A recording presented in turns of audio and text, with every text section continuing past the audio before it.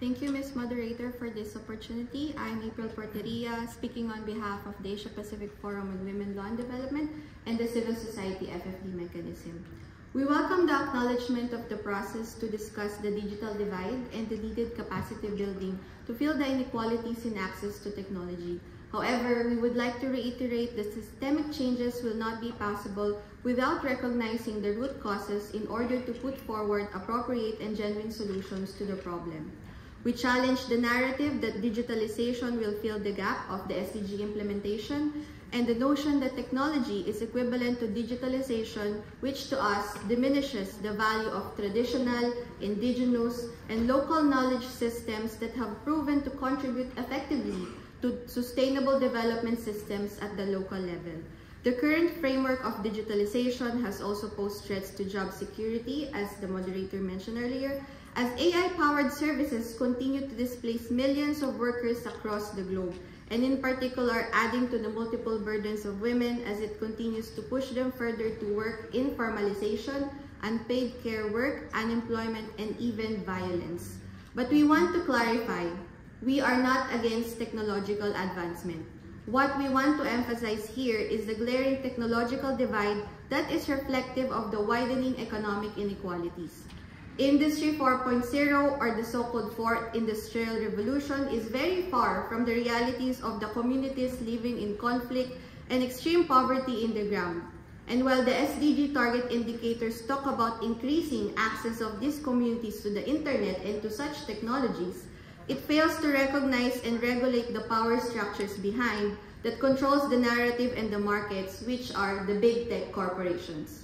We want to reiterate the lack of policy space and capacity of governments to regulate the activities of this big tech, especially in developing countries, allowing them to extract massive profits from different services such as agriculture, people's data, which have significant consequences on the consumer, data and privacy protection, taxation, employment, decent work, access to land and resources, and human rights.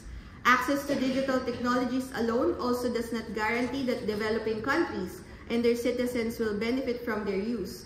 And so we reiterate that policy space is needed by developing countries to ensure that they can implement laws and measures that will provide an enabling environment for digital technology to promote planet and people-centered sustainable development.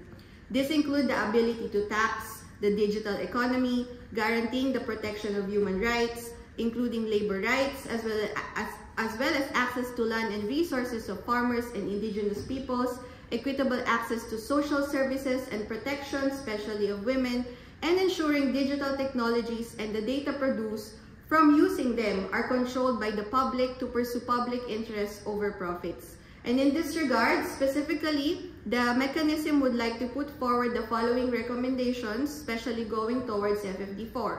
First, digitalization and artificial intelligence must be regulated and governed, as well as ensuring just and equitable transition to avoid massive job losses and the deepening digital divide. Second, policy emphasis on digitalization and technological advancements must ensure a governance mechanism in place and a thorough review of the potential adverse effects on livelihoods, local economies, environment, society, culture, and civil and political rights of the people.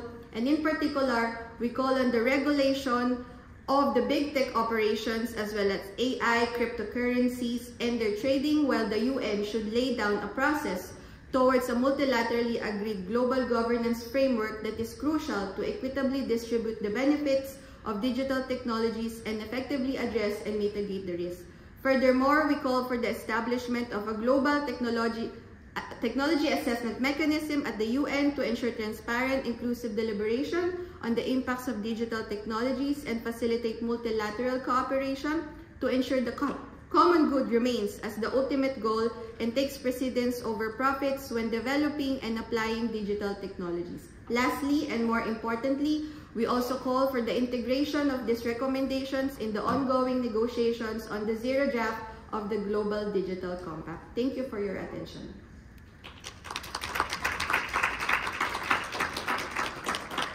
Thank you very much, Ms.